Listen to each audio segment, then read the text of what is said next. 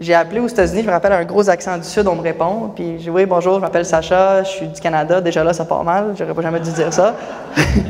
J'appelle pour un de mes chums, ça part encore plus mal. C'est qui est un bon joueur ici au Canada. Là, OK, yeah. Et là, je leur donne disons, son profil physique, sa taille, son poids, puis ses capacités physiques. Et là, il y a silence. Je dis « You still there? » Yeah, we're going to call you back in about 2 minutes. Et il raccroche et il me rappelle en 2 minutes. Là, je schedule des meetings, on s'en va aux États-Unis, on les rencontre, super intéressés. Laurent se fait choisir pour un match des étoiles aux États-Unis. Après une dizaine d'équipes NFL qui arrivent, il y a des dirigeants des équipes NFL qui viennent me voir, moi. Je me rappelle le DG des Falcons d'Atlanta qui a grandi à Guelph, vient me voir. Il dit « Are you Sasha? » You gotta be kidding me, right? I should be saying that to you. Il dit « Yeah. » Il dit « Hi, I'm Thomas. I'm with the Falcons. I know who you are and I know who you're with. It's nice to meet you. » Puis là, il me raconte qu'il venait du Canada. Puis là, il grippe un autre de ses collègues d'une autre équipe. Puis moi, je vivais le rêve. Je me rappelle, je partais de là. La première chose que j'ai fait, j'ai appelé ma mère. J'ai dit « Mom, this is pretty crazy. » Bref, Laurent fait ça comme un pro. Puis un peu, c'est ça. Tu sais, je veux dire, il y a beaucoup qui disent « Ah, je suis son agent et tout. » Mais au bout du compte, c'est Laurent qui s'est rendu où ce qui est rendu. J'étais juste là pour l'appuyer. Et après ça, il y a eu beaucoup d'engouement pour lui. On commençait à parler dans les médias. J'ai organisé un Pro Day pour lui à Montréal. Un Pro Day, c'est quoi? C'est quand on invite les équipes à Montréal pour que le joueur fasse des tests physiques. Donc, il fait des sauts, il fait des courses et tout. Mais c'est très important au football parce que c'est comme ça qu'ils jugent, ils sont capables d'évaluer le talent qu'ils ont devant eux.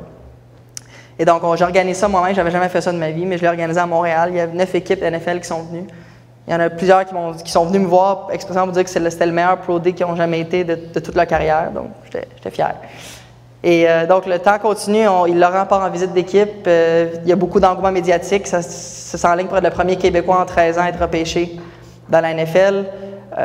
C'est sûr que, tu sais, appuyé de son chum qui a 22 ans en ce moment-là encore. Puis, finalement, le jour J arrive, le repêchage, et Laurent est choisi en 6e ronde par les Chiefs. Et c'est assez spectaculaire. Je me rappelle le sentiment que je ressens, c'est du stress toute la journée, du stress. Et là, finalement, tu vois, tu écoutes NFL Network, tu regardes, puis tu as des caméras de télé qui sont chez vous, puis tu as tout cet engouement-là, puis finalement, son nom apparaît.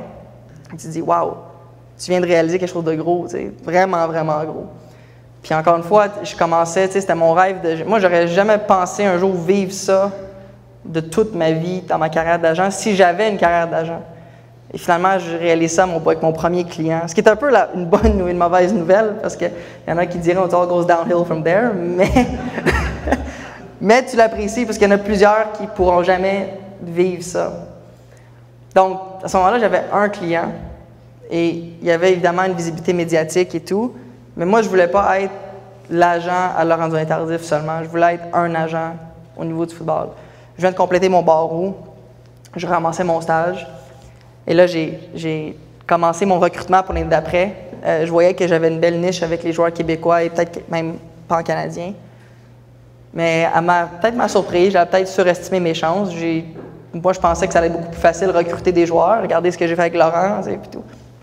Des refus, non, on veut pas. J'étais jeune, je le réalise, j'avais 23 ans. J'essayais de recruter des joueurs qui étaient plus vieux que moi pour que je les représente au niveau de leurs ambitions professionnelles. Et ça a été dur. Ça a été dur parce que tu penses que tu es arrivé, tu as le meilleur joueur que le Québec a jamais produit au niveau du football. Et l'année d'après, tu n'es pas capable d'aller signer des joueurs qui ont des faibles chances de se rendre dans la Ligue canadienne. T'sais. Fait que tu dis, OK. Mais j'ai réussi à percer avec quelques joueurs il y en a certains qui jouent encore aujourd'hui, la majorité non. Mais ça m'a permis de me faire une niche. Pendant que Laurent faisait sa carrière aux États-Unis, moi, j'essaie de bâtir ma carrière ici. Donc, je continuais avec ces joueurs-là. L'année d'après, je pratiquais comme avocat. Je pratiquais encore comme avocat. Puis, dans mes temps libres, j'allais au stade de football. J'allais rencontrer des joueurs, leur famille. Et j'ai réussi tranquillement à commencer à percer, à signer des athlètes.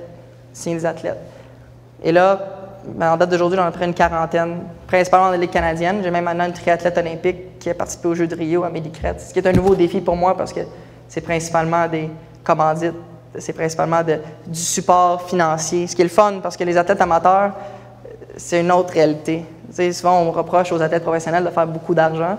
C'est pas de leur faute, c'est que si eux autres ne faisaient pas l'argent, les propriétaires en feraient plus. Fait que c'est un partage de revenus. Mais les athlètes amateurs, quand on négocie pour eux, quand on travaille pour eux, c'est vraiment pour les aider à financer leurs rêves.